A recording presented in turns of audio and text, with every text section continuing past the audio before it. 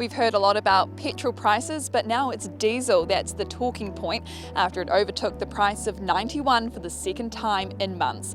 It's down to a range of global factors such as the war in Ukraine, and the bad news is experts say it might only get worse. The average price for diesel was at $2.64 a litre this week, while 91 octane was $2.56.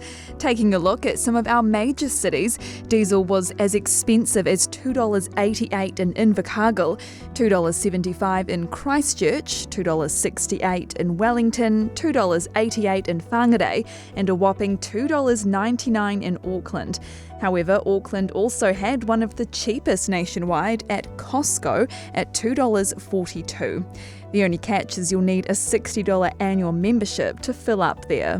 Diesel is a middle distillate, so it is made, it's similar to jet A1 kerosene, and it's very similar to heating oil that's used in the northern winter hemisphere.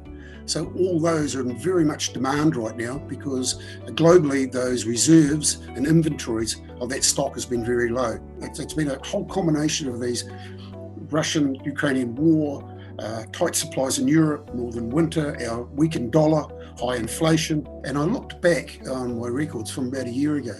A year ago, the landed price between a litre of 91 petrol and a litre of diesel, there was only a 2 cents difference.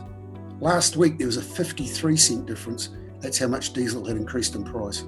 Colin says there's actually very little the government can do to help drive down the prices. They've already reduced the fuel excise duty by 25 cents, about 29 because GST's on top of it, 36% reduction in road user charges, and they've spent about $1 billion topping up the National Land Transport Fund to maintain and build our roads. And we all know what's been happening with potholes and the cry towards the government to do more about that. So they can't win either way. Thankfully, there is some advice you can take on board if you drive a diesel. The AA says remove unnecessary weight from your vehicle, like things in the boot or roof racks, drive smoothly, and cut out the short trips where you can.